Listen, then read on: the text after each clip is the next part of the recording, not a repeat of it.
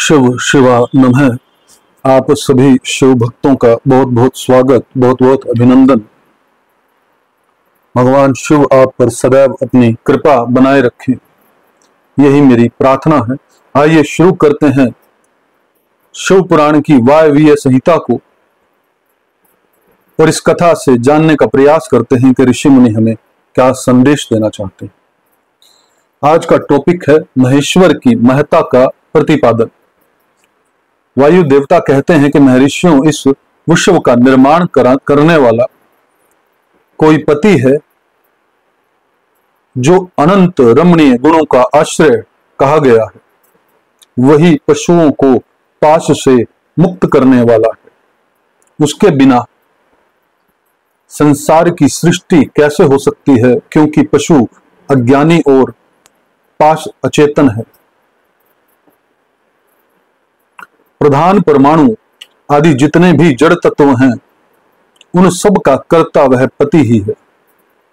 यह बात स्वयं समझ में आ जाती है। किसी बुद्धिमान का या चेतन कारण के बिना इन जड़ तत्वों का निर्माण कैसे संभव है। पशु, पाश और पति का जो वास्तव में पृथक पृथक स्वरूप है, उसे जानकर ही ब्रह्मवेता पुरुष योनि से मुक्त होता है। क्षर और अक्षर ये दोनों एक दूसरे से संयुक्त होते हैं। पति या परमेश्वर ही व्यक्त जगत का भरण पोषण करते हैं। वही जगत को बंधन से छुड़ाने वाले हैं। भोक्ता, भोग्य और प्रेरक ये तीन ही तत्व जानने योग्य हैं। विज्ञ पुरुषों के लिए इनसे भिन्न दूसरी कोई बात जानने योग्य नहीं है। सृष्टि के आरंभ में एक ही रुद्रदेव विद्यमान रहते हैं, दूसरा कोई नहीं होता।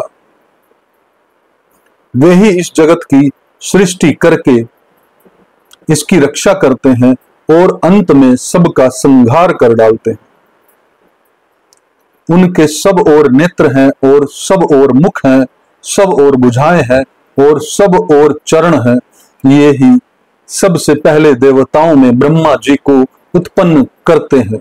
श्रुति कहती है कि रुद्रदेव सबसे श्रेष्ठ महान ऋषि हैं। मैं इन महान अमृत स्वरूप अविनाशी पुरुष परमेश्वर को जानता हूं। इनकी अंग कांति सूर्य के समान है। ये प्रभु अज्ञान अंधकार से परे विराजमान है। इन परमात्मा से परे दूसरी कोई वस्तु नहीं है। इनसे अत्यंत सूक्ष्म और इनसे अधिक महान भी कुछ नहीं है। इनसे यह सारा जगत परिपूर्ण है। इनके सब और हाथ, पैर, नेत्र, मस्तक, मुख और कान ये लोक में सबको व्याप्त करके स्थित हैं। ये संपूर्ण इंद्रियों के विषय को जानने वाले हैं, परंतु वास्तव में सब इंद्रियों से रहित हैं। सबके स्वामी, शासक, शरणदाता और सुहृद है। ये नेत्र के बिना भी देखते हैं और कान के बिना भी सुनते हैं। ये सबको जानते हैं, किंतु इनको पूर्ण रूप से जानने वाला कोई नहीं है। इन्हें परम पुरुष कहते हैं। ये अणु से भी अत्यंत अणु और महान से भी परम महान है। ये अविनाशी महेश्वर इस जीव की हृदय गुफा में निवास करते हैं। एक साथ रहने वाले दो पक्षी एक ही वृक्ष शरीर का आश्रय लेकर रहते हैं। उनमें से एक तो उस वृक्ष के कर्म रूप फलों का स्वाद लेकर उपभोग करता है, किंतु दूसरा उस वृक्ष के फल का उपभोग न करता हुआ केवल देखता है। जीवात्मा इस वृक्ष के प्रति आसक्ति में डूबा हुआ है, अतः मोहित होकर शोक करता रहता है। वह जब कभी भगवत कृपा से भक्त सेवित परम कारण रूप परमेश्वर का और उनकी महिमा का साक्षात्कार कर लेता है, तब शोक रहित हो सुखी हो जाता है। छंद, यज्ञ, कृत तथा भूत, वर्तमान और भविष्य संपूर्ण विश्व को वह मायावी रचता है। प्रकृति को ही माया समझना चाहिए और महेश्वर की यह मायावी है। ये विश्वकर्मा महेश्वर ही परम देवता परमात्मा है, जो सबके हृदय में विराजमान है। उन्हें जानकर ही पुरुष परमानंद मैं अमृत का अनुभव करता है। ब्रह्मा से भी श्रेष्ठ असीम एवं अविनाशी परमात्मा में विद्या और विधा दोनों गूढ़ भाव से स्थित हैं। विनाशशील जड़ वर्ग को ही यहाँ अविधा कहा गया है और अविनाशी जीव को विद्या नाम से दिया गया है। जो उन दोनों विद्या और अविद्या पर शासन करते हैं, वे महेश्वर उनसे सर्वथा भिन्न विलक्षण है। ये प्रतापी महेश्वर इस जगत में सृष्टि भूत और इंद्रिय वर्ग रूप एक एक जाल को अनेक प्रकार से रचकर इसका विस्तार करते हैं, फिर अंत में संहार करके सबको अनेक से एक परिणत कर देते हैं। फिर अंत में संहार करके सबको अनेक से एक में परिणत कर देते हैं तथा पुनः सृष्टि काल में सबकी पूर्ववत रचना करके सब पर आधिपत्य करते हैं। जैसे सूर्य अकेला ही ऊपर नीचे और अगल बगल की दिशाओं को प्रकाशित करता हुआ स्वयं भी तदीप्यमान होता है, उसी प्रकार ये भजनीय परमेश्वर अकेले ही समस्त कारण रूप पृथ्वी आदि तत्वों का नियमन करते हैं।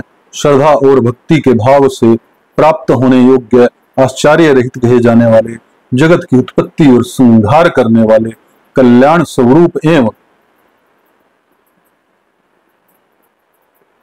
16 कलाओं की रचना कर उन महादेव को जो जानते हैं, वे शरीर के बंधन को सदा के लिए त्याग देते हैं, अर्थात जन्म मृत्यु के चक्र से छूट जाते हैं।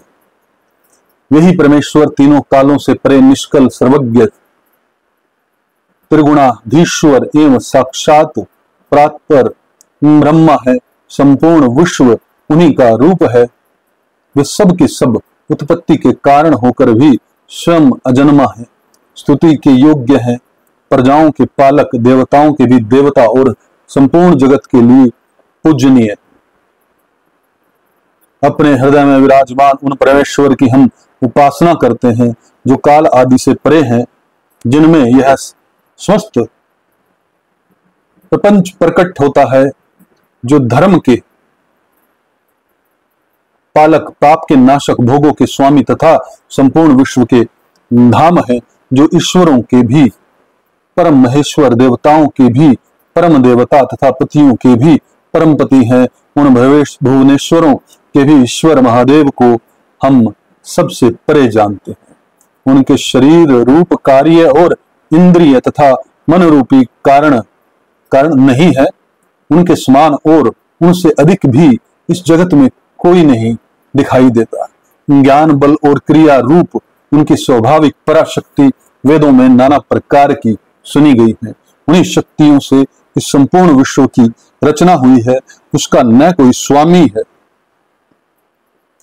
न कोई निश्चित चिन्ह है, न उस पर किसी का शासन है।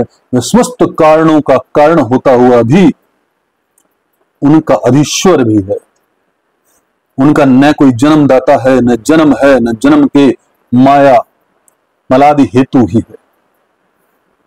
वह एक ही संपूर्ण विश्व में समस्त भूतों में गुहा रूप से व्याप्त है। वही सब भूतों का अंतर आत्मा और धर्माध्यक्ष कहलाता है। वह सब भूतों के अंदर बसा हुआ सबका सृष्टा, सबका दृष्टा, साक्षी, चेतन और निर्गुण है। वह एक है, वशी है, अनेकों विश्वात्मा निष्क्रिय पुरुषों को वश में रखने वाला है। वह नित्यों का नित्य, चेतनों का चेतन, वह एक है, कामना रहित है और बहुत ही कामना पूर्ण करने वाला ईश्वर है।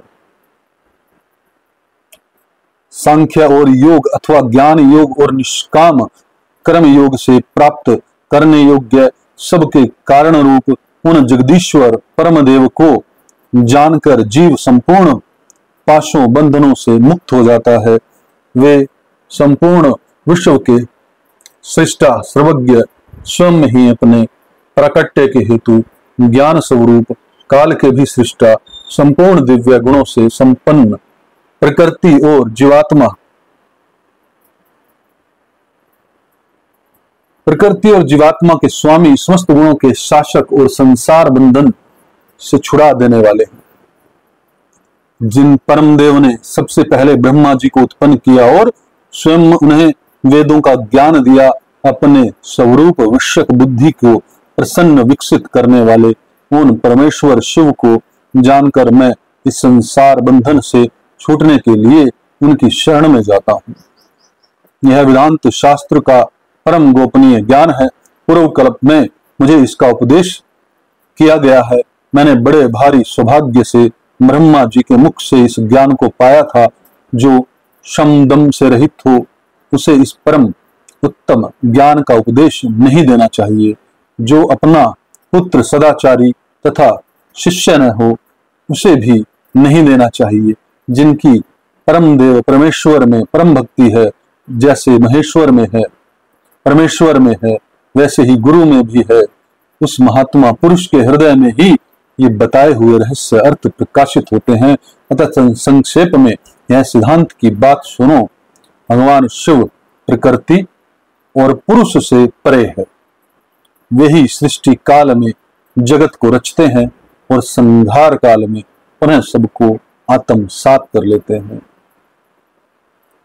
मित्रजनों, यह कथा यहीं पर समाप्त होती है। बड़ा अद्भुत और गूढ़ रहस्य है। मैं प्रार्थना करूंगा कि जिनके भी सामने यह कथा आ जाए वो इसे बार बार सुने, बार बार समझने का प्रयत्न करें, तो आपको इस ब्रह्मांड के पार के गुप्त रहस्य का उद्घाटन हो जाएगा इस कथा के माध्यम से। भगवान शिव और शिवा आप पर सदैव अपनी कृपा बनाए रखें, यही मेरी कामना है। आपने इस कथा को प्रेम पूर्वक सुना, आपका अति आभार, अति आभार, अति आभार।